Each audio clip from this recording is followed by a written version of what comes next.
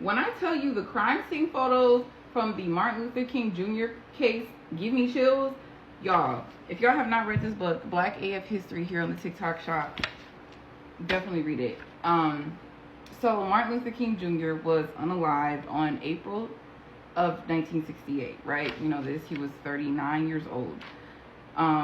Now, when he was initially pew-pewed, he was on the balcony of the motel he was staying at. And when he was pew-pewed, he was actually still alive. So he was taken to the hospital, right? And when he was taken to the hospital, he was still alive. But he was going to be, if he did survive, he was going to be a quadriplegic. But allegedly, a nurse and a doctor that were hired by the CIA, allegedly, might have had something to do with unaliving him. The creepy thing is, it says here in this book that the FBI sent a suicide package to Martin Luther King Jr. after Hoover heard the "I Have a Dream" speech and told agents, "We must mark him now, if we have not done so before, as the most dangerous Negro of the future in this nation." It literally says that here. Now, James Earl Gray was the man that was officially responsible for pew-pewing him.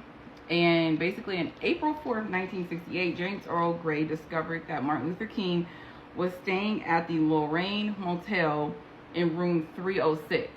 And that's when he planned on coming there. Now, I want to note, when he arrived at the hospital at 6:16 p.m., y'all, at St. Joseph Hospital, he was unconscious, but he was still alive. He was breathing irregularly, and he had a weak pulse. Now, it says that he was not bleeding excessively by the time he got to the hospital, probably due to hypovolemic shock. He was given IV fluids and a blood transfusion while undergoing resuscitation. And as the gunshot injury is close to his airways, surgical tracheostomy is performed. The wound is explored surgically, and when it is identified, the right subclavian artery, external jugular vein, and vertebral artery were all injured. Clamps and sutures are placed to try to control the bleeding. Now, I will show the photo, but it literally was like right here, okay? Like, this is where it happened.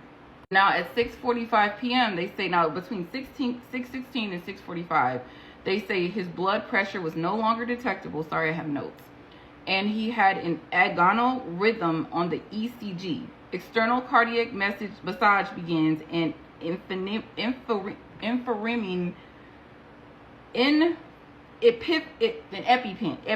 epiline is injected into the myocardium. However, physicians confirm King shows no signs of life. IV fluids, cardiac massage, and ventilation are continued for several more minutes, but King's ECG is flatlined and his pupils are fixed and dilated.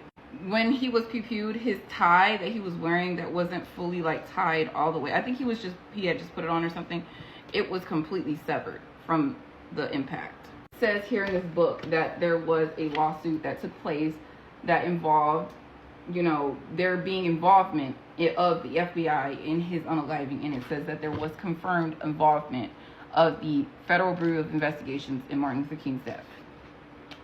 Now, he was leaning over the balcony when he was pew-pewed, and when it happened, he fell backwards. So he fell like this. And the bullet basically entered the right side of his face and his neck, and he began bleeding profusely. Like, it was blood everywhere, all over the ground, and like people around him were trying to soak up the blood with clothes and stuff like that. And he was lying there, and he was found to have a pulse at the time. He did have a pulse because they checked him for a pulse. And his head was placed on a pillow. The wound was covered with a towel, and his torso with a blanket. And he moved his mouth slightly, but he does not speak and quickly loses consciousness. Ray flees the scene, abandoning his suitcase and rifle wrapped in a green blanket in the doorway of the nearby Canopies Amusement Company. Now, Ray was a runaway of a mental institution, I believe, which is really strange, because how did this random dude run out of a mental institution and unalive Martin Luther King Jr.?